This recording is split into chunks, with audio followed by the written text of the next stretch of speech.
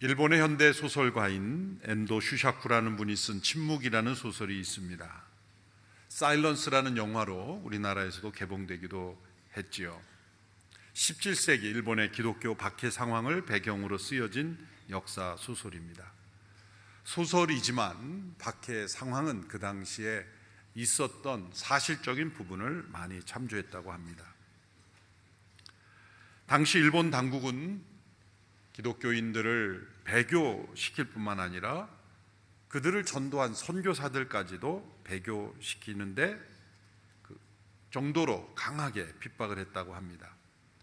그 예가 그 소설에 나오는데, 성도들의 코와 입을 꿰어 구덩이에 거꾸로 매달라 놓고 고통 속에 죽어가게 했습니다. 그리고 바로 그 옆방에 그 사람을 전도한 선교사를 붙잡아 놓고 선교사가 배교해야만 그 사람을 풀어주었다고 합니다. 선교사들은 고통 속에서 신음하는 성도들의 소리를 들으면서 배교를 강요당한 것입니다. 소설의 시작은 포르투갈 예수의 신부인 페레이라라는 신부가 배교했다는 소식이 보고되고, 이를 조사하기 위한 2명의 신부들이 일본으로 뒤따라 들어가면서 이야기가 전개되죠. 그때 그 2사람을 만난 배교자 페레이라 신부가 이렇게 말합니다. 내가 배교한 이유는 이 엄청난 핍박 속에서 하나님이 아무것도 하시지 않았기 때문이다. 나는 성도들이 구더기에 넣어진 뒤 필사적으로 하나님께 기도했지만 하나님은 아무것도 하시지 않으셨어.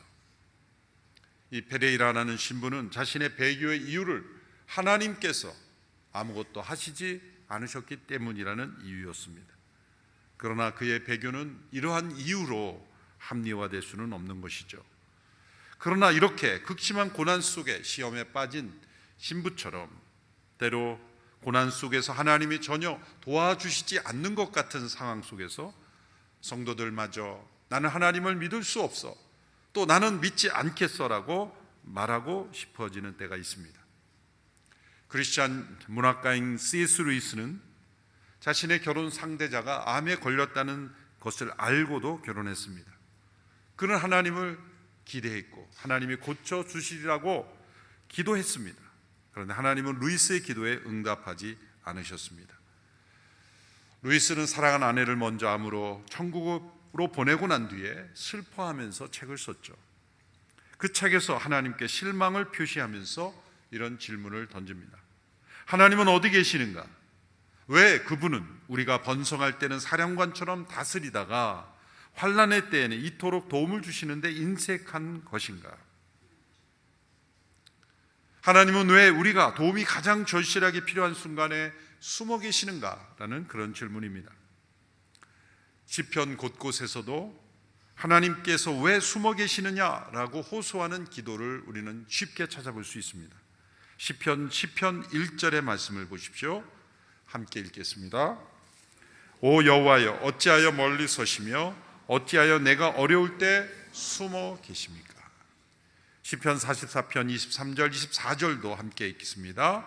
오 여호와여, 깨어나소서, 왜 주무시고 계십니까? 일어나 우리를 영영 외면하지 마소서. 왜 그렇게 주의 얼굴을 숨기시며 우리의 처참함과 억압당하는 것을 잊고 계십니까?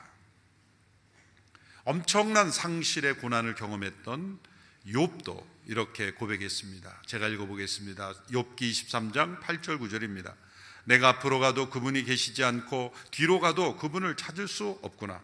그분이 왼쪽에서 일하고 계실 때도 그분을 뵙지 못하고 그분이 오른쪽으로 돌이키시니 도무지 만나뵐 수 없구나. 고난 속에서 하나님을 만나고 싶어서 하나님을 찾아 나섰지만 하나님이 숨어 계심으로 만날 수 없다라고 그렇게 하나님 앞에 한탄하는 것입니다. 또한 미국의 크리스찬 작가인 필립 얀시라는 분도 하나님 당신께 실망했습니다라는 책 Disappointment with God이라는 책에서 이렇게 말합니다. 하나님에 대해 전혀 실망하지 않는 사람이 있다면 그는 분명 무신론자이다. 무신론자는 하나님께 아무것도 기대하지 않기 때문이다. 앞서 열거한 시편 기자들, 구약의 욥, C.S. 루이스, 필립 얀시 이런 분들을 고난 속에서 숨어 계신 하나님을 동일하게 고백한 사람들의 공통점은 바로 하나님을 신실하게 믿고 의지하는 성도들이라는 거죠. 무신론자가 아니라, 무신론자는 아무것도 하나님께 기대한 바가 없기 때문에 실망할 일이 없는 겁니다. 왜 하나님이 숨어 계십니까? 라고 이렇게 기도한 사람들은 공통적으로 하나님을 믿고 의지하며 동행하며 하나님의 뜻대로 살고자 하는 사람들이 만나게 되는 하나님이라는 겁니다. 예수님도 숨어 계시는 하나님을 체험하셨죠. 십자가 위에서 나의 하나님 어찌하여 나를 버리셨나이까? 라고 고백했습니다. 마틴 루터는 십자가에서 하나님은 감추이셨다라고 고백했습니다. 루터가 중세 가톨릭 교회를 비판할 때 가톨릭 교회는 십자가의 고난과 핍박 속에 감추이신 숨어 계신 하나님을 발견하지 못했기 때문에 복음을 발견하지 못한 것이다 라고 비판했습니다. 오늘 이사야 선지자의 고백에도 동일한 고백이 나옵니다. 이스라엘의 민족의 멸망의 한복판에서 이사야는 숨어 계신 하나님을 고백합니다. 이사야 45장 15절의 말씀 함께 읽겠습니다. 구원자이신 이스라엘의 하나님, 주께서는 참으로 숨어 계신 하나님이십니다. 이스라엘 백성들이 우상 숭배의 죄에 빠져 하나님의 심판을 받아 멸망되고 바벨론의 포로로 끌려가게 되는 그 상황 속에서 하나님은 숨어 계신 하나님이셨다는 겁니다. 그 말은 신실한 하나님의 성도들이 하나님 살려주십시오, 회복시켜 주십시오, 도와주십시오 라고 간구했지만 상황은 전혀 달라지지 않았다는 것입니다. 하나님의 백성들이 바벨론에 의해서 멸망받도록 내버려 두시는 하나님은 숨어 계시는 하나님이라고 이사야가 고백한 것입니다. 그런데 14절 바로 앞절을 보면 전혀 다른 맥락의 말씀이 나옵니다. 이 14절의 맥락을 보면 이방 민족들이 이스라엘에 나와 참으로 하나님이 당신들과 함께합니다, 참으로 하나님만이 오직 유일하신 하나님이십니다, 그 밖에 다른 누구도 없습니다라고 고백하는 장면이 나옵니다. 14절의 말씀을 제가 읽어보겠습니다. 여호와께서 이렇게 말씀하신다. 이집트가 벌어놓은 소득과 에티오피아가 벌어놓은 재물이 내게로 넘어오고 스바의 거인들이 내 것이 될 것이다. 그들이 내 뒤에서 터벅터벅 걸으며 사슬에 묶인 채 내게로 넘어올 것이다. 그들이 내 앞에서 절하고 빌면서 틀림없이 하나님이 당신과 함께 하십니다, 그 밖에 다른 누구도 없습니다, 그 밖에 다른 누구도 없습니다라고 말할 것이다. 이것은 열방의 이방 민족들이 이스라엘을 보면서 하나님이 당신들과 함께하며 하나님 외에 다른 누구가 없다라고 신앙을 고백하게 된다는 것입니다. 그러나 현재의 상황은 무엇입니까? 이사야 선지자가 고백한 대로 숨어 계신 하나님이십니다. 이방 민족들이 보면서 하나님이 살아계시군요라가 아니라 너희들이 믿는 하나님은 어디 계시냐라고 조롱하던 때입니다. 이방 민족들이 터벅터벅 그들에게 걸어오는 것이 아니라 이스라엘 민족이 터벅터벅 포로로 끌려가던 때입니다. 그러면 14절과 15절은 정반대의 말씀입니다. 그러면 어떻게 된 것입니까? 어떻게 이 두 구절이 하나가 될 수 있습니까? 14절을 미래로 해석하면 됩니다. 14절은 장차 미래에 일어날 일입니다.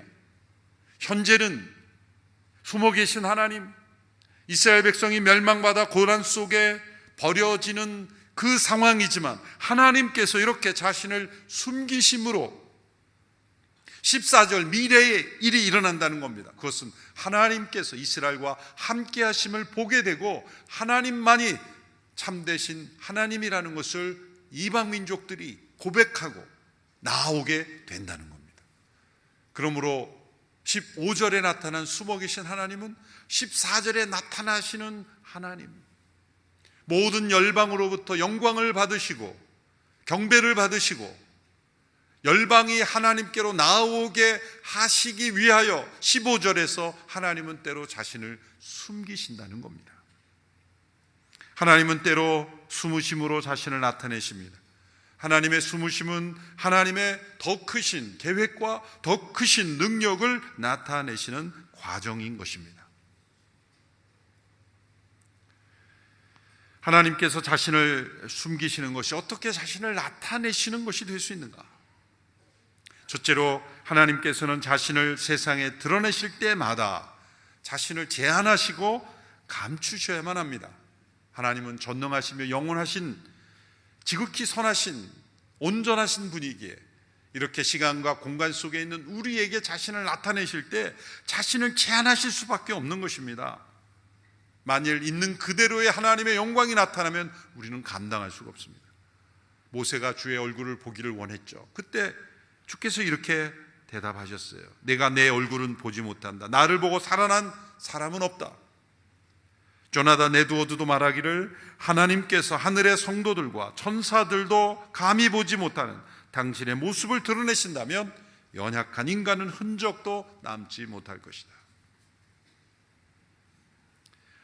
하나님께서 고난 속에서 절규하며 원통해하며 질문하며 나오는 욥에게 40장에 가까이 이르러 폭풍 속에서 나타나셨죠. 그러나 폭풍 그 자체가 하나님의 임재를 다 나타내는 것은 아닙니다. 지극히 작은 부분으로 하나님께 자신을 제한하시고 나타나신 거예요. 그럼에도 불구하고 폭풍 속에 나타난 하나님을 만나고 욥은 회개합니다. 욥기 초반부에는 고통 속에서 욥이 많은 말을 하죠. 그리고 하나님은 침묵하셨습니다. 근데 욥기 후반부에는 하나님께서 폭풍 속에서 말씀하시자 많은 말씀을 하지 않으셨지만 욥이 회개합니다. 후반부에는 욥이 침묵하고 하나님 말씀하십니다. 욥이 이렇게 회개하죠. 42장 2절 3절에 보면 나는 주께서 모든 일은 하실 수 있고 계획하신 모든 일은 무엇이든 이루실 수 있다는 것을 알았습니다. 잘 알지도 못하고 주의 뜻을 가리운 자가 누구입니까? 내가 알지도 못하는 일을 말하고 너무 기이해서 알 수 없는 일을 내가 내뱉었습니다. 자신이 내뱉은 모든 말이 내가 알지도 못하고 한 말입니다. 회개했다는 거죠. 왜 숨어 있습니까? 내가 하나님을 만나고 싶었는데 왜 안 나타나십니까? 그렇게 절규하며 부르짖었지만 내가 알지 못하고 한 말입니다. 그렇게 회개했다는 거죠. 하나님께서 우리에게 자신을 나타내실 때는 항상 자신을 제한하시고 자신을 감추실 수밖에 없는 겁니다. 하나님의 뜻을 다 알려주신 우리가 온전히 깨달을까요? 하나님이 어떤 분인가를 다 나타내신 우리가 다 그걸 받아들일 수 있을까요? 불가능한 일입니다.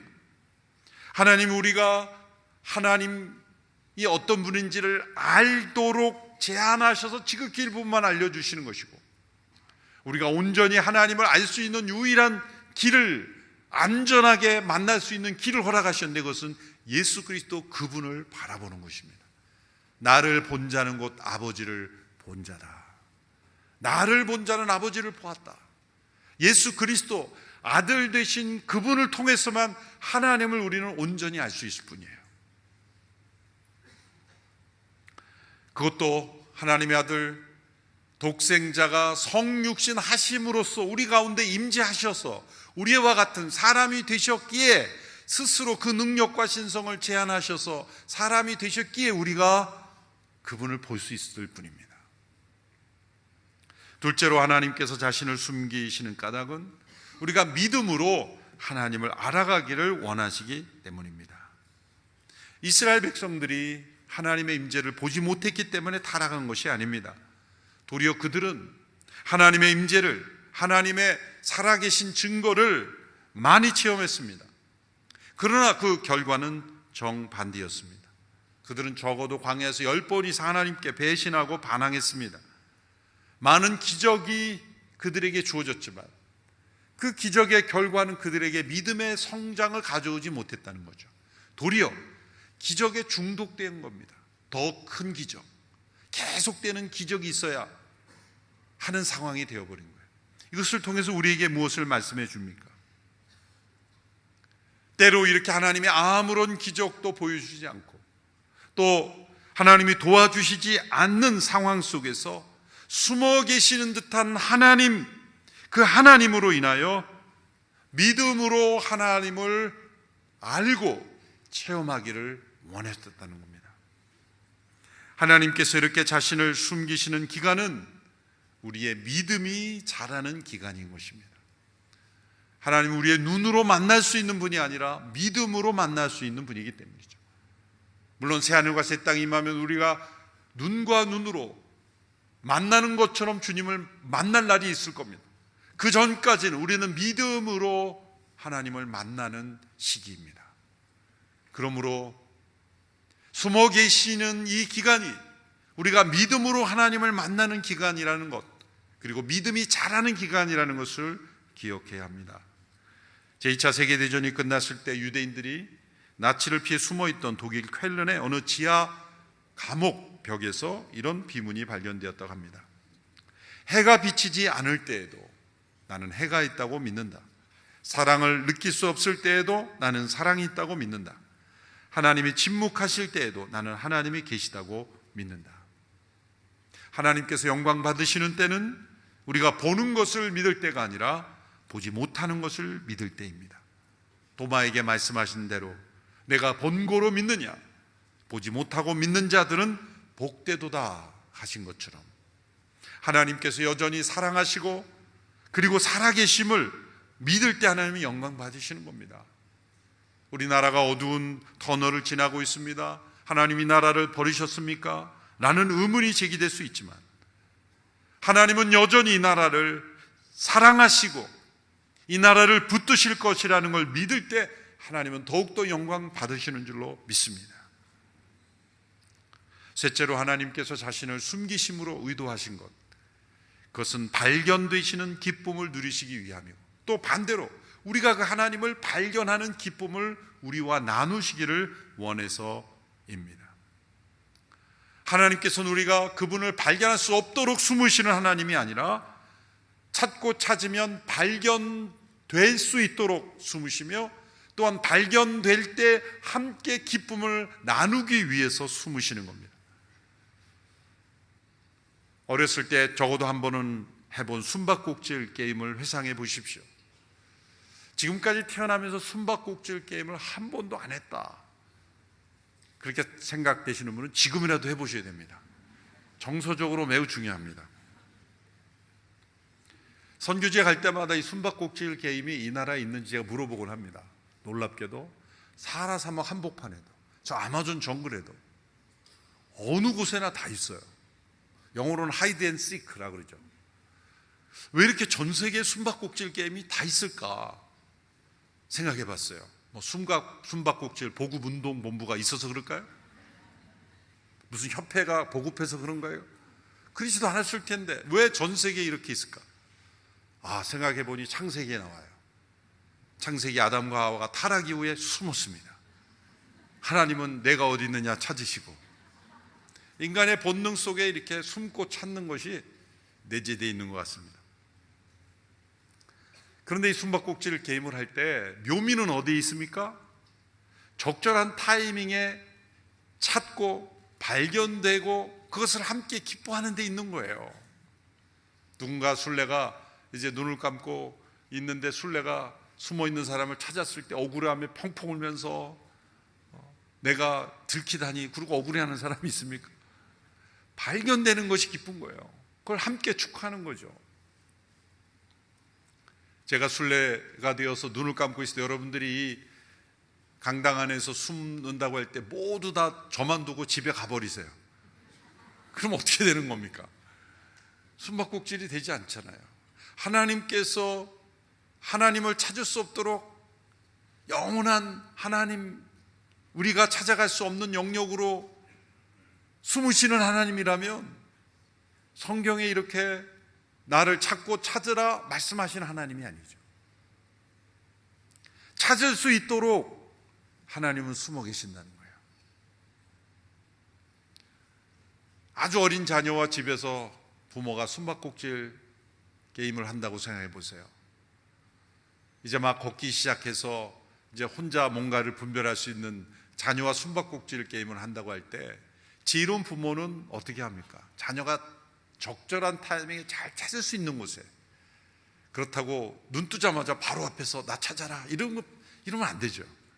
적절히 다니다가 찾을 수 있게 해야 되는 거예요. 그래서 찾는 기쁨을 자녀에게 맛볼 수 있도록 해야 지혜로운 부모죠. 그런데 약간 어리석은 부모는 깊은 옷장 속에 들어가 문을 꽉 잡고 잠그고 있어 보여요. 아무리 자녀가 찾으려도 찾을 수 없는 곳에 있으면 안 되는 거잖아요. 그런데 어느 부모가 옷장 안에 숨은 거예요. 근데 어린 자녀가 설마 옷장 안에 들어가리라고는 상상을 못한 거죠. 방문을 열고 봤는데 아무도 없어. 그냥 나가버린 거예요. 방마다 찾았지만 부모가 없는 거예요. 그럴 때 지혜로운 부모는 어떻게 하겠습니까? 옷장 문을 열고 끽 소리를 내주는 거죠. 그러면 자녀가 그 소리를 듣고 다시 방으로 옵니다. 그런데 설마 그 방 안에 있다는 생각을 하지 못하고 또 다시 나갑니다. 그럴 때 어떻게 합니까? 부모는 헛기침을 하면서 소리를 더 내주는 거죠. 자녀가 그 소리를 듣고 다시 들어옵니다. 이제야 옷장 속에 있다는 그 옷장 문을 엽니다. 그러면서 발견해서 찾았다라고 기뻐하는 거예요. 그렇게 자녀가 부모를 찾아놓고 자녀가 이렇게 말한 자녀가 있을까요? 엄마 아빠 힌트 주셔서 감사합니다. 제가 찾을 수 있도록 도와주셨네요. 그런 자녀 없어요. 내가 찾은 거예요. 내가 찾았다. 그러면 부모는 그래 너가 찾았다.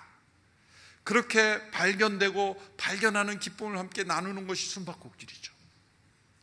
하나님께서 때로 우리가 하나님을 찾고 만나지 못할 때는 문소리를 내시고 헛기침을 하면서 우리에게 힌트를 주시는 거예요. 그 힌트가 뭘까요? 고난입니다. 상실입니다. 위기입니다. 하나님을 찾으면 만난다고 하셨는데 왜 못 찾습니까? 여기저기 힌트가 있는 거예요. 대개 힌트가 우리에게는 고난으로 옵니다. 그 고난의 문을 열면, 그 위기의 문을 열면 하나님께서 임재하시는 하나님을 만나게 되는 거죠. 아무 일 없이 평탄할 때 우리는 하나님 찾기 힘듭니다. 우리의 마음에 만족이 있고 하나님 없이도 살아갈 수 있다는 생각이 가득 찼기 때문입니다. 그러나 위기와 고난 앞에서 숨어 계신 하나님을 우리가 찾았을 때 우리를 만나주시는 하나님, 그 모든 하나님을 찾을 수 있는 것은 하나님께서 다 힌트를 주신 거예요. 그리고 우리가 그 하나님을 찾았을 때 만나서 함께 그래 나를 잘 찾았다, 내가 나를 찾았구나, 그렇게 기쁨을 나누시기 원하시는 하나님이시기에 하나님은 때로 그 얼굴을 가리시고 자신을 숨기시는 하나님이십니다. 저는 확신합니다. 이 나라 민족의 이 어지러운 상황을 지나서 하나님께서 이 나라를 더 견고케 하시고 더 붙잡고 더 하나님께서 사용하시는 나라가 될 것을 믿습니다. 하나님은 우리를 버리시는 하나님이 아닙니다. 놀라운 계획으로 우리를 더 사랑하시는 하나님이시기에 숨으십니다. 더 위대한 일을 행하시기 위해서 숨으십니다.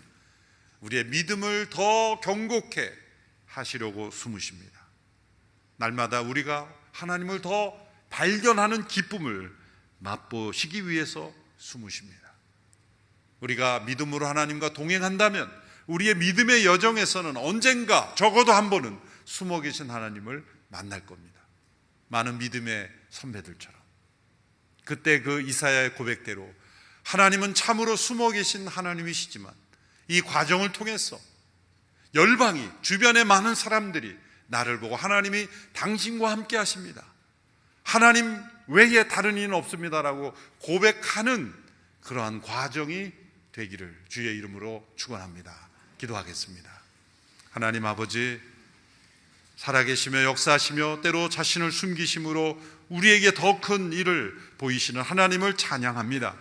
우리 개인의 믿음과 이 나라의 민족의 여정 속에 숨어 계신 하나님께서 행하시는 놀라운 일들을 바라보고 감사하는 우리 모두가 되게 하여 주옵소서. 예수님의 이름으로 기도합나이다. 아멘.